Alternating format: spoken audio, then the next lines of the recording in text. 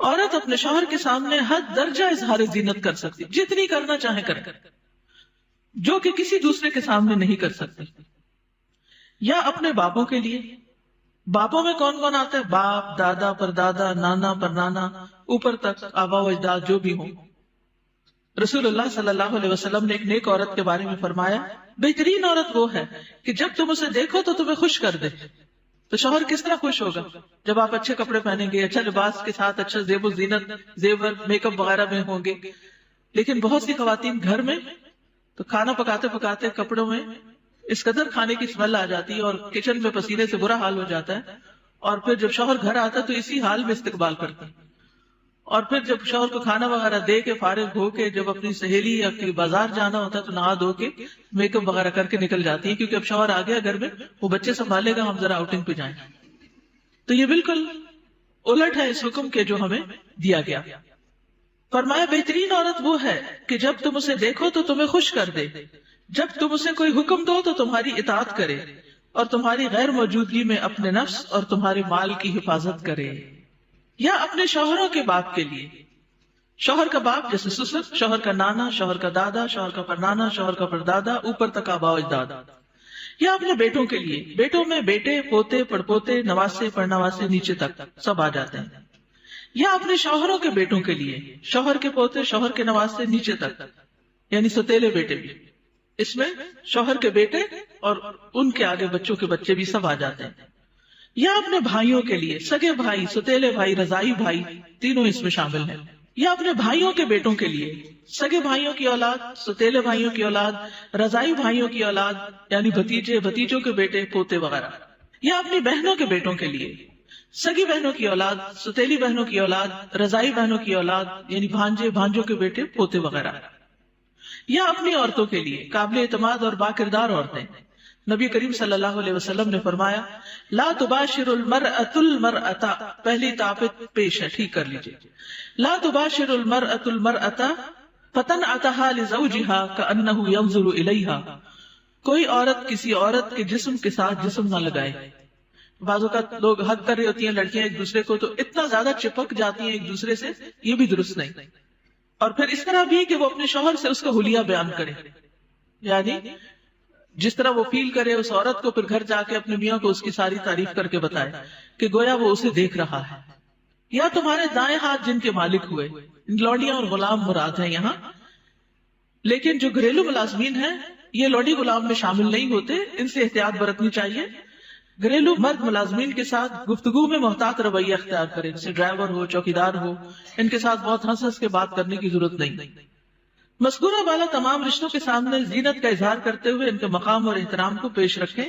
جوان بچوں کے سامنے سینہ اور گریبان کھولنے میں احتیاط برتیں، یعنی ان میں سے جو بھائی جوان ہیں یا بیٹے جوان ہیں یا پوتے وغیرہ، تو ان کے سامنے اپنے سینے کو بہت نمایاں نہ کریں، اور اسی طرح اپنے سطر کو چھپا کر رکھیں.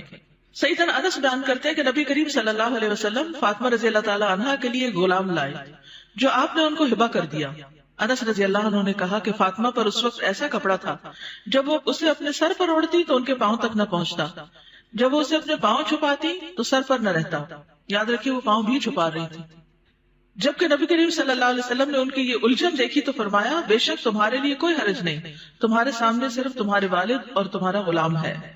اس غلام کا نام عبداللہ بن مسعدہ تھا. یہ فزاری تھے، سخت سیاہ فام. سیدہ فاطمہ نے انہیں پرورش کر کے آزاد کر دیا تھا رضی اللہ تعالی عنہا. اب التابعین غیر اولی الاربۃ من الرجال، یا پیروی کرنے والے غیر حاجت مند مرد، یعنی یہ کون سے مرد ہیں جن سے پردے میں نرمی اختیار کی جا سکتی ہے؟ نکاح کی حاجت نہ رکھنے والا. بعض ہوتے ہیں بچپن سے خاندانوں کے ساتھ لگ جاتے ہیں اور وہ پوری زندگی ایک بچوں کی طرح ہی ساتھ ہوتے ہیں، اور پھر بڑھاپے کی عمر میں ان کا کوئی اور ٹھکانہ نہیں ہوتا، تو وہ یعنی کہ گھروں میں اگر ہوتے ہیں اور ان کو گھر کی جو لڑکیاں ہیں وہ اپنی بیٹیوں کی طرح ہی ہوتی ہیں، اور ویسے بھی انہیں شادی کا کوئی شوق نہیں ہوتا. عورتوں سے رغبت نہ رکھنے والا، بدھو قسم کا، بے وقوف بدھو جس میں شہوت نہ ہو، بالکل بوڑھا. بعض اوقات ایسے بچے ہوتے ہیں نا اسپیشل بچے کے جن کو کوئی مینٹلی ان کو کوئی سمجھ نہیں ہوتی، جنسی خواہشات سے آری، مخنث اور ہجڑے جن میں کوئی شہوت نہ ہو. یہ یاد رکھیے کیونکہ بعض ہجڑے جو ہیں ان کے اندر سب کچھ ڈیولپڈ ہوتا ہے.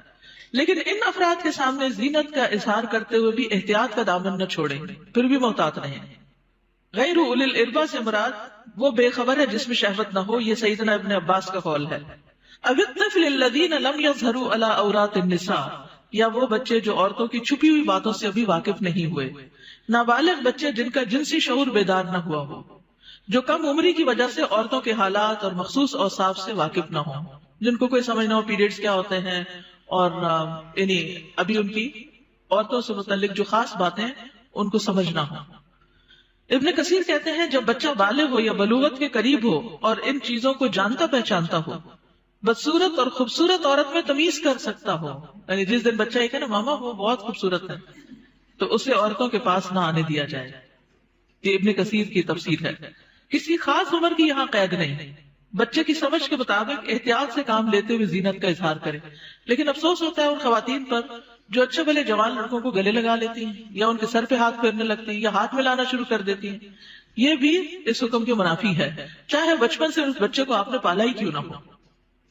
وَلَا يَضْرِبْنَ بِأَرْجُلِهِنَّ لِيُعْلَمَ مَا يُخْفِينَ مِنْ زِينَتِهِنَّ، اور وہ اپنے پاؤں مارتی ہوئی نہ چلیں کہ جو وہ اپنی زینت میں سے چھپاتی ہیں اس کو جان لیا جائے، یعنی مردوں کو متوجہ کرنے والی چال نہ چلیں، یعنی چلتے ہوئے بھی ایک وقار کا خیال رکھیں۔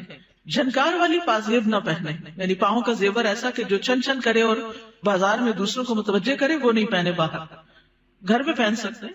آواز پیدا کرنے والا جوتا استعمال نہ کرے، یعنی جیسے بہت ہائی ہیل پہن کے پھر وہ ٹک ٹک ٹک سے سب متوجہ ہو جاتے ہیں، اس سے بھی بچیں۔ تیز خوشبو استعمال نہ کریں۔